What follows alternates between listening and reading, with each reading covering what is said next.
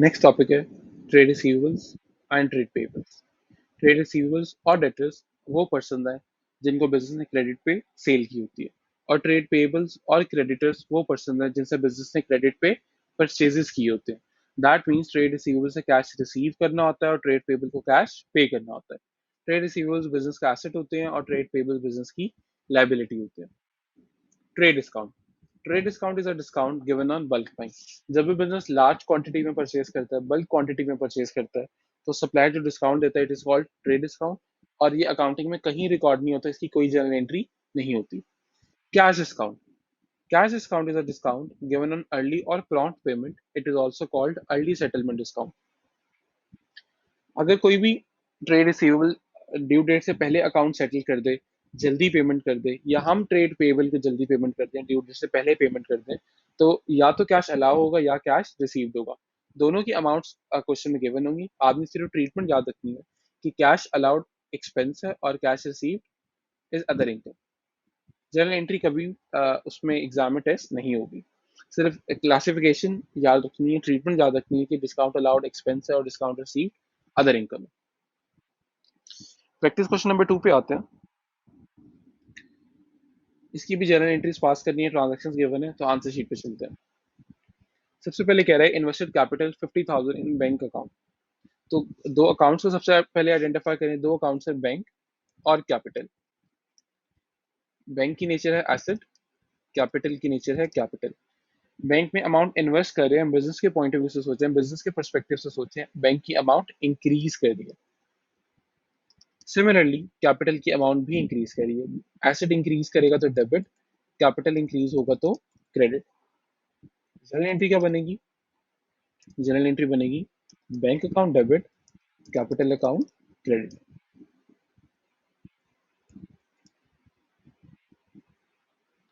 Amount लिख लें। Amount क्या होगी? 50,000 एंड 50,000।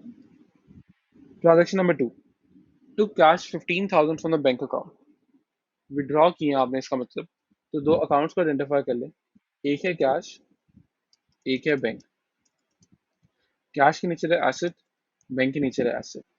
कैश इंक्रीज कर रहा है, आप कैश विड्रॉ कर रहे हैं बैंक से, और बैंक की अमाउंट डिक्रीज कर रही है। एसेट इंक्रीज करेगा तो डेबिट, एसेट डिक्रीज करेगा तो क्रेडिट। तो दैट मीन्स एंट्री होगी cash debit, bank credit by 15,000 by 15,000। Transaction number 3, paid rent by cheque. Cheque underline करके रिप्लेस कर ले बैंक से। चेक का मतलब है आप ट्रांजेक्शन किसे रिकॉर्ड करेंगे? बैंक से रिकॉर्ड करेंगे। एक अकाउंट है रेंट, एक अकाउंट है बैंक। रेंट की नेचर एक्सपेंस है, बैंक की नेचर एसेट है। रेंट पे करें दैट मीन्स एक्सपेंस इंक्रीज करें, बैंक से पेमेंट करें that mean bank amount, bank balance decrease करें। एक्सपेंस इंक्रीज होगा तो डेबिट, एसेट डिक्रीज होगा तो क्रेडिट। तो ट्रांजेक्शन क्या होगी? Rent debit, bank account credit by 12,000 by 12,000। Purchase motor vehicle on credit from A limited. दो अकाउंट्स आइडेंटिफाई कर लें। एक है व्हीकल्स, एक है व्हीकल्स और एक है ए लिमिटेड। व्हीकल्स एसेट है, ए लिमिटेड भी, ए लिमिटेड रिसीवेबल है और एसेट है। रिसीवेबल इसलिए लिख रहा हूँ ताकि आपको याद रहे। व्हीकल्स परचेज कर रहे हैं। Transaction number 4, purchase motor vehicle on credit from A limited 29,000। दो अकाउंट्स को आइडेंटिफाई कर ले। एक है व्हीकल्स और एक है ए लिमिटेड। व्हीकल्स बिजनेस का एसेट है, ए लिमिटेड से क्रेडिट पे परचेज करे दैट मीन्स ये बिजनेस का पेबल है, और पेबल मीन्स बिजनेस की लाइबिलिटी है। व्हीकल परचेज करें, एसेट इंक्रीज हो रहा है। ए लिमिटेड से क्रेडिट पे परचेज करें दैट मीन्स की लाइबिलिटी भी जनरेट हो रही है, लाइबिलिटी भी इंक्रीज हो रही है। एसेट इंक्रीज होगा तो डेबिट, लाइबिलिटी इंक्रीज होगी तो क्रेडिट। ट्रांजैक्शन क्या बनेगी? Vehicles debit, A limited credit by 29,000 by 29,000। Number 5, purchase fixtures and fitting on credit from B limited. तो दो अकाउंट्स को नोट कर लें, फिक्सचर्स एंड फिटिंग्स और इसके अलावा B limited. Fixtures and fittings business का एसेट है, बी लिमिटेड बिजनेस की लाइबिलिटी है, बिजनेस के लिए पेएबल है। बी लिमिटेड से क्रेडिट पे परचेज किया, दैट मीन्स बी लिमिटेड को कैश पे करना है। फिक्सचर्स एंड फिटिंग्स परचेज कर रहे हैं, एसेट इंक्रीज कर रहे हैं।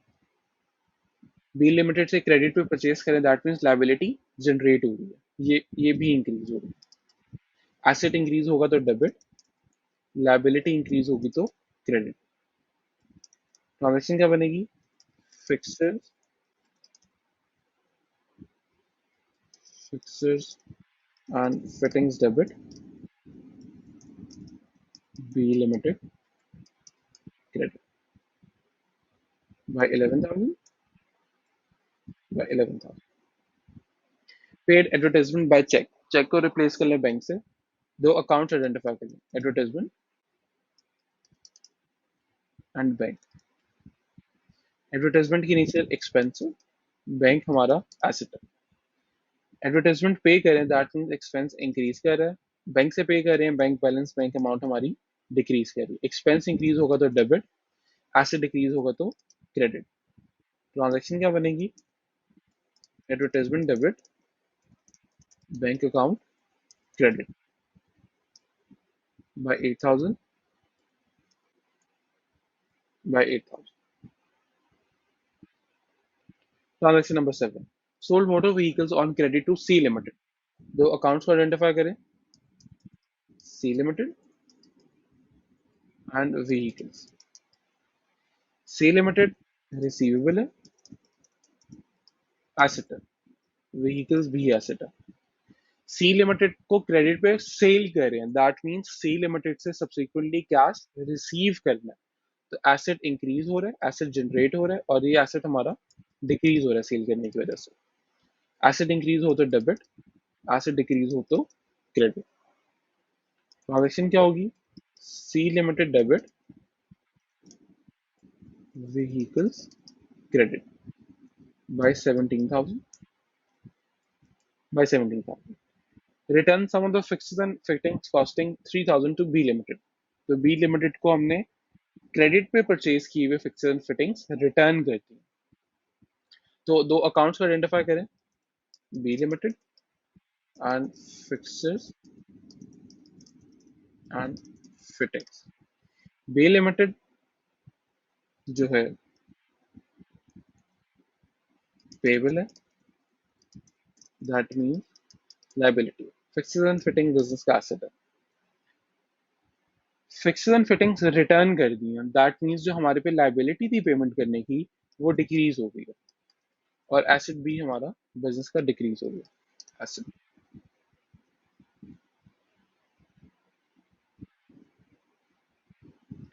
लाइबिलिटी डिक्रीज हो तो डेबिट, एसेट डिक्रीज हो तो क्रेडिट। तो जनरल एंट्री क्या पास करेंगे? जनरल एंट्री पास करेंगे B limited debit and fixtures and fittings credit by 3,000 and by 3,000. Last two entries are paid salaries by check 10,000, check को replace कर ले बैंक से। दो अकाउंट्स कौन से इफेक्ट हो रहे हैं? Salaries and bank. Salaries business का एक्सपेंस है, बैंक बिजनेस का एसेट है। सैलरीज पे कर रहे हैं, एक्सपेंस इंक्रीज कर रहा है। बैंक से पे कर रहे हैं, एसेट बिजनेस का डिक्रीज कर रहा है। एक्सपेंस इंक्रीज होगा तो डेबिट, एसेट डिक्रीज होगा तो क्रेडिट। दैट मीन्स एंट्री हमारी होगी salaries debit, bank credit bye 10,000.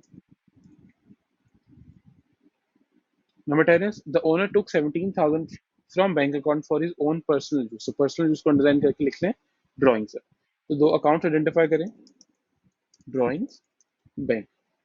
Drawings के नीचे ड्राइंग्स ही होती है, याद रखें ड्राइंग्स और कैपिटल के नीचे सेम है। बैंक के नीचे एसेट। वैसे विड्रॉ करें, दैट मीन्स ड्राइंग इंक्रीज हो रही है और एसेट डिक्रीज हो रहा है, बैंक अमाउंट डिक्रीज हो रही है। ड्राइंग्स इंक्रीज हो तो डेबिट, एसेट डिक्रीज हो तो क्रेडिट। तो ट्रांजेक्शन क्या होगी? Drawings debit, bank account credit by 17,000 by 17,000.